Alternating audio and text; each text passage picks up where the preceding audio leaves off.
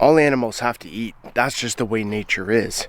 But when other animals start eating our animals, now that starts to cause problems.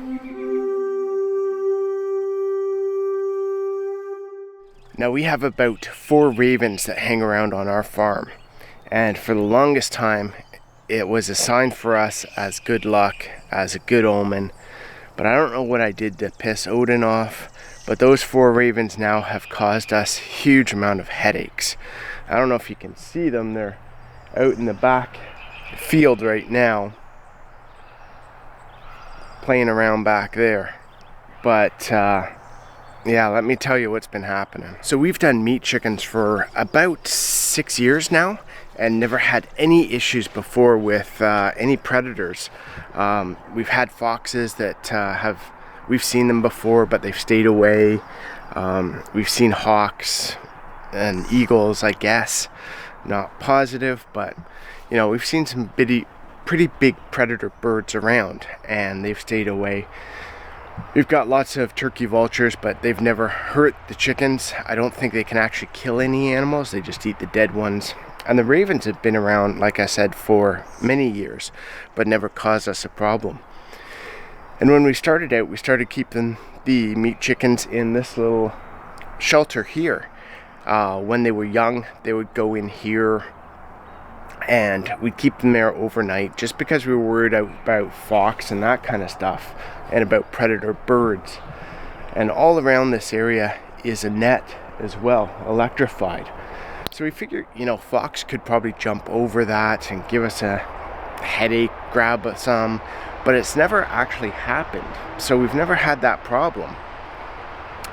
And the chickens, once they're old enough, we let them out during the day and they come in free range, and then they get to a certain point where we just keep that door open and they'll go in and out as they want to.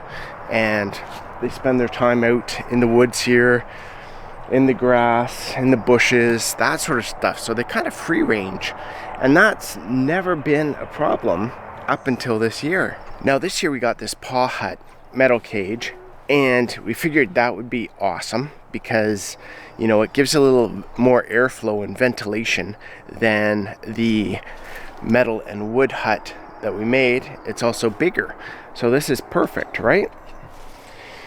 So we left the door open and allowed the birds to go out in free range. And then one morning we came out, the electric fence over here was knocked down, and then we found a couple dead birds.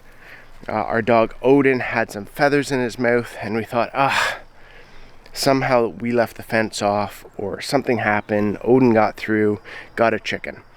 And he's never done that before. Like, he's eaten stuff we've given him, but he's never attacked and killed a chicken before. So we thought that was kind of weird. So then I think it was a day or two later, same thing happened, except this time what we saw is the fence was down and there was a chicken stuck in the fence. So it must have died trying to run away, got tangled in the fence or something like that. And we were watching, and there was a raven inside the cage here, and it had somehow opened the door.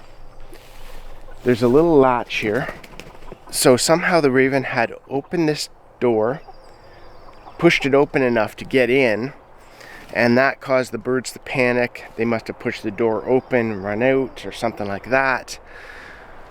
So we came out, the raven was inside the paw hut eating one of the birds. And so as I was walking out, he hopped out and flew away. So we had one dead bird inside that he was eating, and another dead bird that was tangled in the electric fence that had knocked it down. So now that we knew it was ravens, we couldn't actually let the birds free range this year because we knew the ravens would continue to attack them. So we've put this plastic sheet in front of the door and put a metal post in front of it, and that basically has prevented them from getting in and opening the door. However, what we found they did is a few of the birds, as you can see, like to sit up against the edge of the net, or up against the edge of the fence.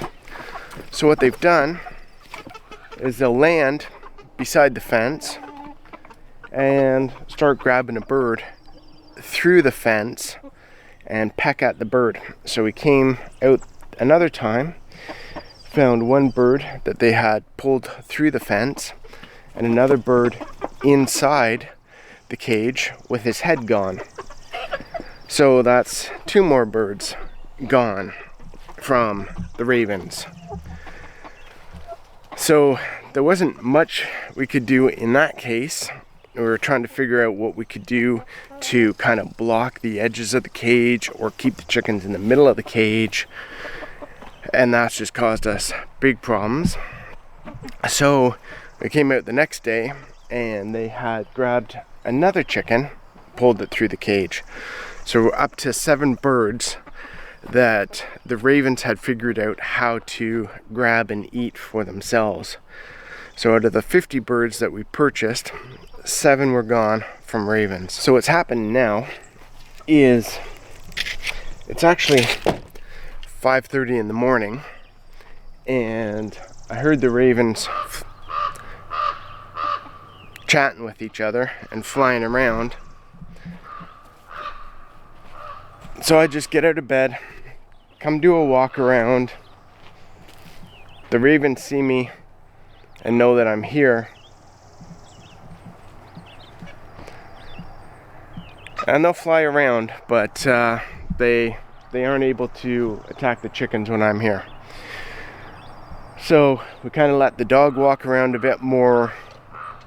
We come out every, say, hour or so now and just do a little walk around, a little patrol, and let the ravens know that we're still here. So that's worked for the last, I want to say, week, 2 weeks. But it's not fun getting up at 5:30 in the morning to do a patrol. So now we're gonna have to come up with some other way to help protect our birds from ravens. It's like every year causes new issues and new problems that we have to face and solve. But it makes us put systems in place, makes us improve, makes us get better. So we'll figure something out this time as well. Anyway, guys, thanks for watching. We'll talk to you soon.